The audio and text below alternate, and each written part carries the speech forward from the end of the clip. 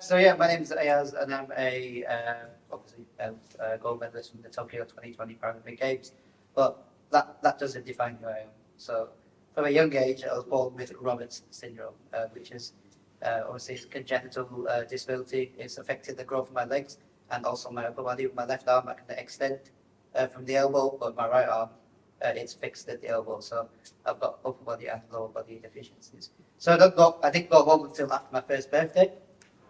And it was quite tough growing up. I live in Bolton, and obviously on the other side of the lands. Sorry. There's two here. But we have number here. Be careful. But yeah, I grew up in Bolton. It's in a big South Asian community, and to this day, I still live in that South Asian community. So, and some of the challenges that Fatima experienced, like just being in a wheelchair for how long was it? And not as long as Not as long as me, obviously. So I'm 34 years in it. But so some of the things that in our community, people don't give you the respect that you deserve, or they talk to the person next to you, and they can't think just because you're in a wheelchair, they think you can't talk. You know, all these little biases that we've had to overcome. So from a young age, I decided I didn't know all these biases were available, but from a young age, I always tried to prove myself. So I live next to a park.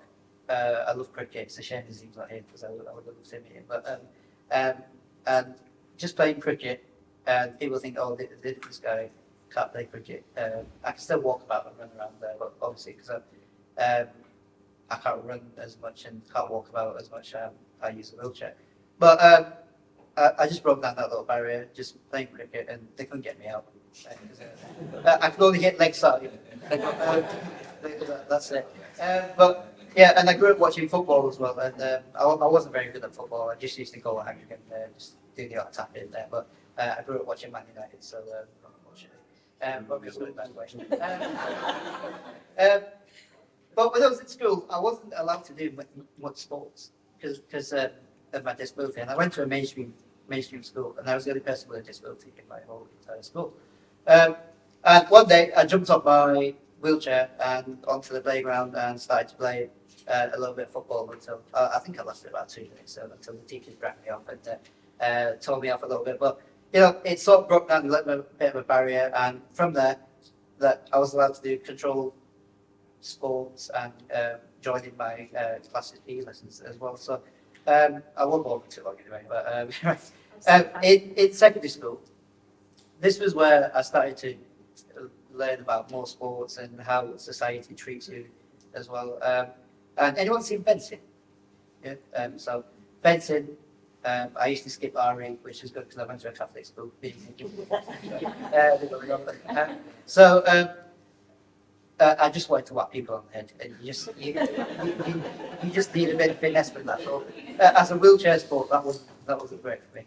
And then when I went to college, all throughout my school life, I was like had a personal assistant, personal teacher, just like guiding me through school. But when I went to college, I didn't have that support, and I really struggled because I had to interact with other people, and me going around in my own community. And as you grow up, when you're 16 to 18.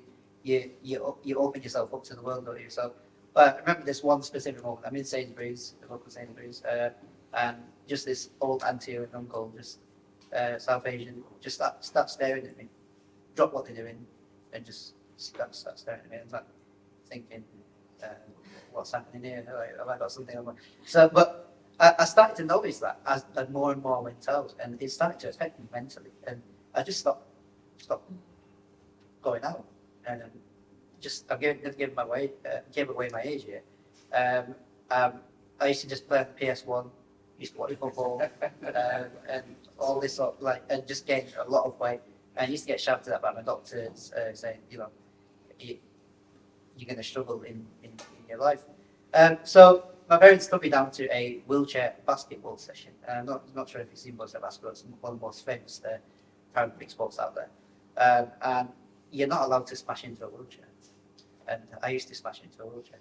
And I used to get sent off every time. Seems like a theme there. Yeah, so I'm quite a nice person. But you know, sport has this great empowerment ability that mental health, physical health, everything. And it just turned me into a different person. Like, if you'd said to my family, like 20 years ago, or 10, 13 years ago, so, that I'd be here right now speaking to a lot of people, they'd be like, no chance. But yeah, so from wheelchair basketball, I went into wheelchair rugby.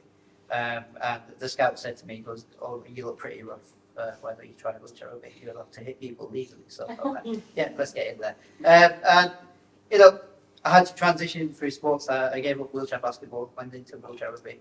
And within 6 months of playing, I won't go too much into it because Patrick's already said it. But 6 months into playing, I got told I was too small to play. Again, in my younger age, my teenage years, and again in my adult life, it was just another barrier to break down. So I trained very hard with my club team all across the country, winning lots of individual awards, becoming, and not just trying to become a big bruising rugby like Dr. Butler, but me bringing something different. So using my ability. So it doesn't matter what size you are. I was very agile. I learned how to pass very well. I learned how to be very speedy and defend people out of the game.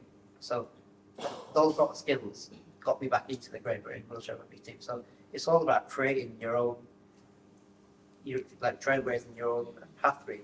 And then my sporting journey, again, we finished 5th at Rio, and you probably saw me wins when Fatima mentioned that. So me going into the sport, Great Britain wheelchair rugby, since the Athens Paralympics, have never won a medal of gold, silver, or bronze at all, ever.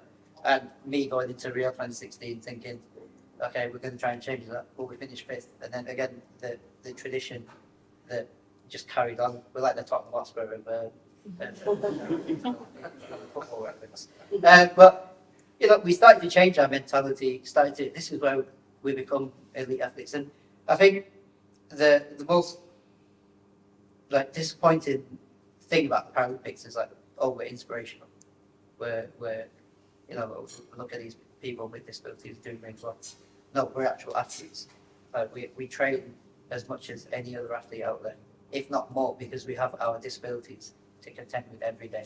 So up until Rio 2016, I was getting paid. I'm like, yeah, get paid to represent my country.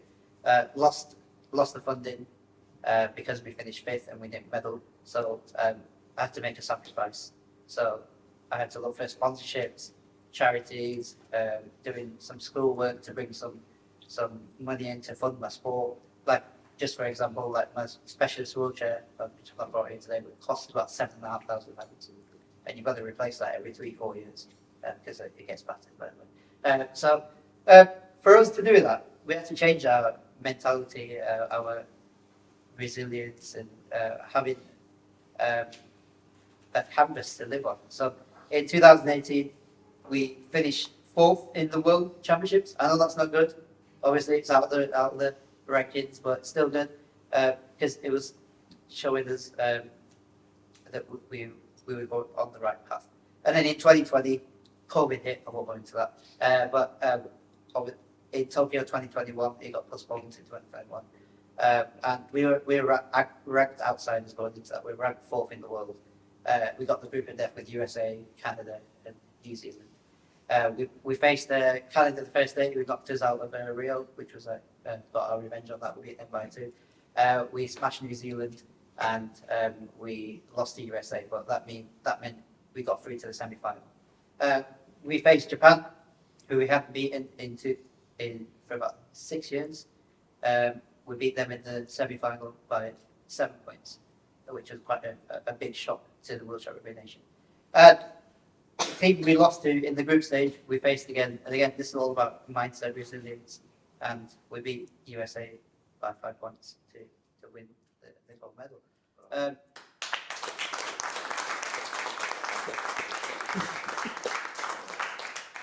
So one thing I'd just like you to say is, any person with a disability you come across, you know, if you treat them with the respect that you would do an able-bodied person, that would mean leaps and bounds for that person. And for me, I always say I go into a lot of schools, I go into a lot of colleges, that you don't have to reach the top. So for me, that gold medal was my ceiling because that was a dream of mine. But for some people, it could just mean having the confidence to speak to someone. So what if you can give someone that confidence? What if you can brighten their day and, you know, give them some encouragement in what they want to achieve?